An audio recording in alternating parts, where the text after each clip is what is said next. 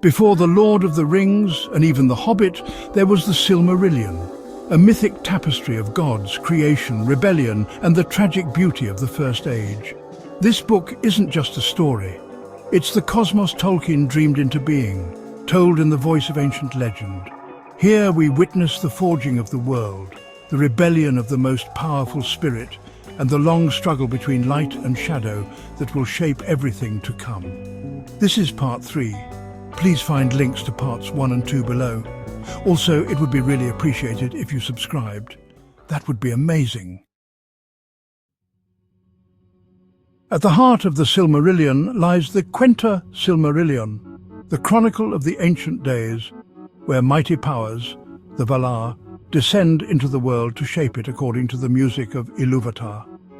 But already from the beginning, their work is marred by one of their own.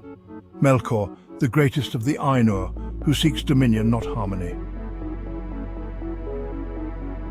After Melkor tries to seize Arda for himself, the Valar rise up in war. Their savior comes in the form of Tulkas, a laughing warrior of divine strength whose arrival tips the balance. Melkor flees before him, and for a brief, shining moment, peace returns to the world.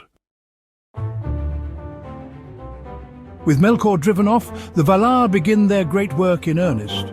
To bring light to the newly shaped world, Aul the smith, at Yavanna's request, forges 2 mighty lamps, Ilúin in the north and Ormel in the south. With their constant glow, the earth is bathed in light, and Yavanna plants seeds that blossom into the first green things. Life springs forth.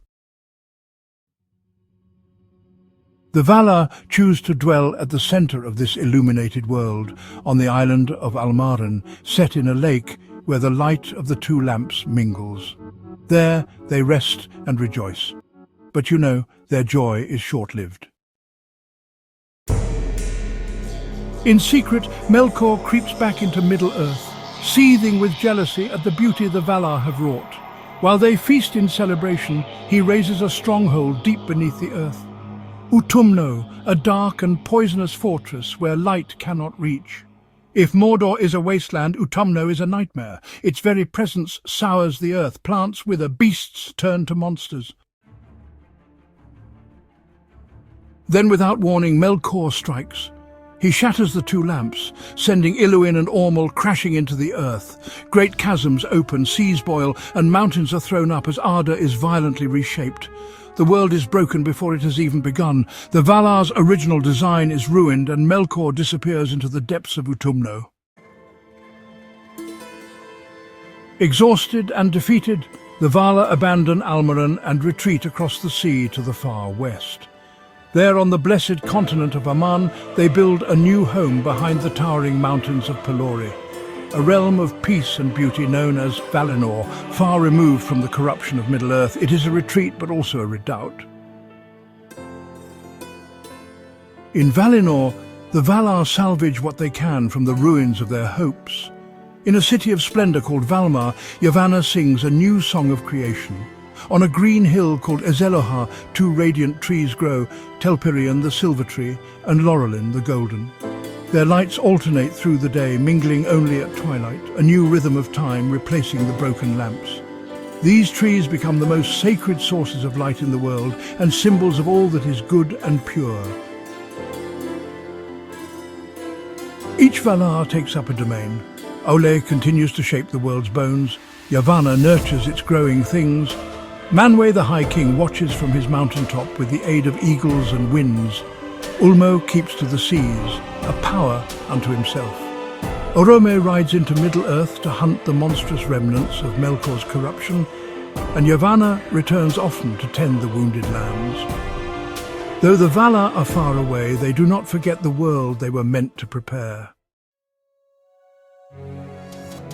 Because something is coming, the Valar labor in anticipation of the children of Ilúvatar, elves and men. The elves, immortal and radiant, are most like the Ainur and are destined to dwell in Arda until its end. Though they may be slain or broken by sorrow, their spirits return to the halls of Mandos, from which they may be reborn.